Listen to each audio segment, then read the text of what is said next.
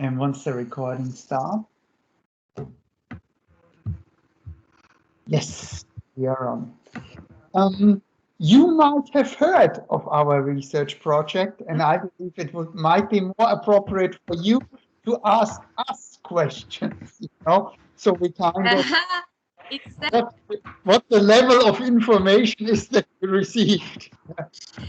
Yeah, so basically, I have to say I don't know too much about it yet. I mean, I know roughly that we're looking into finding out more about how our ultra high net worth clients think and how they behave and what is driving, or what are probably the drivers for their behavior in the future as well. So yeah, I told Alex that I'm super curious to see the end result, because that's a question that I'm asking myself every single day. You pretty much summarized it perfectly. Annalisa and I are doing research in ultra high net worth experience for quite some while now, starting with super yacht owners and then expanding it into private aviation, art collection, tailor-made services, real estate, etc., etc. And also, when the opportunity arose finally, with spirits, because as we found out also during our conversation, there are some items that sell on a regular base between $50,000 up, etc., etc. So our idea is, as customer experience researchers, we always want to find out what matters most to customers, meaning what drives their behavior, the actually purchasing behavior, or for ultra high net worth individuals, also very relevant to find out their word of mouth behavior, which could be positive or negative. And traditionally, your company is a company that's based on the B2B relationship, meaning the people that deliver the experiences your end users have with your product are mediated by somebody that is out of your control. Exactly. To say that. Yeah. Meaning the trade event organizer. So you have certain kind of channels, we will say, where you co-brand your potential end users, such as Formula One or other events that you have with fashion brands, etc., which are coordinated, where your brand is a part of the event and therefore reaching your end users. But it becomes pretty clear that you follow a trend that we see in other industries, where there was also before a B2B business, that you want to take on the end user experience and understand what actually makes them tick. And that makes perfect sense, because at the end of the day, you're also working with intermediaries which are promiscuous in terms of brands. So they're not just having Pernod, they also have product from Diageo, etc., etc. So it could also be that some, like we found in other industries, that some use particular brands in order to attract consumers, than just to sell them on what they perceive an equivalent product with a higher margin, But yes. So, and also all the knowledge, the information, what drives their behavior stays with the intermediary, not with you.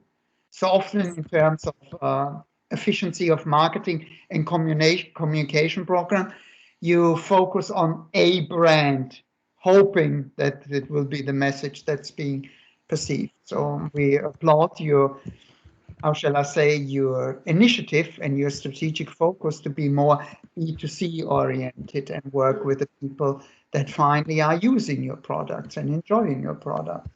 And in this case, it becomes pretty clear that you should focus on the ones that have not only the highest profit margin, but also are the most lucrative segment in terms of influencing behavior of others, etc., and also in terms of purchasing power. So you move towards understanding ultra high net worth individuals, and high net worth individuals is only logical. And what we are trying to find out is what matters most to them.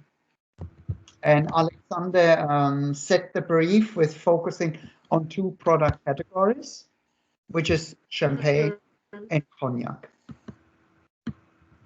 And now in our first phase of this research, We try to find out the underlying, how shall I say, themes, the underlying drivers of your ultra high net worth and high net worth individual clients, what makes them choosing Pernod Ricard over others. Because at the end of the day, the delightful thing about luxury customers is you don't have to convince them about luxury.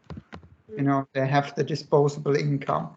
It's just a matter of how much of this disposable income will be spent with you versus the competition. So it's what we call a share of category. You want to have it rising as high as possible. So we will now find out what is it overall that they experience with you, meaning what drives or doesn't drive their purchasing behavior. So why do they choose you over another or vice versa? And then we will feed back this and compare it to ultra high net worth individuals, which are potential target viewers, but do not have your brand yet on the radar, so to say. So we're looking at taking from our pen data, for the lack of a better word, all the people that we interviewed are sharing their insights with us, ultra high net worth individuals. We look at what drives, what they perceive positive and negative in all these services, because ultra high net worth individuals are not spirits customers. Spirits are a tiny part of their life. But what drives their behavior across all segments, if they're buying a super yacht, an antique car, real estate, or spirits, the same. Find out if A, you match them, or B, if they are getting them. So in a way, it's, think of it, if we tell you this is what really matters to them, and these parts we cover, and these parts we haven't covered. Sorry, Phil, but the line is so bad. Is it only for me, or Simone is the same for you? No, it's starting a bit. Yeah. Sorry, I'm maybe it's me. I'm leaving and then I'm coming back. No, it's the same for me. It's voilà. Yeah.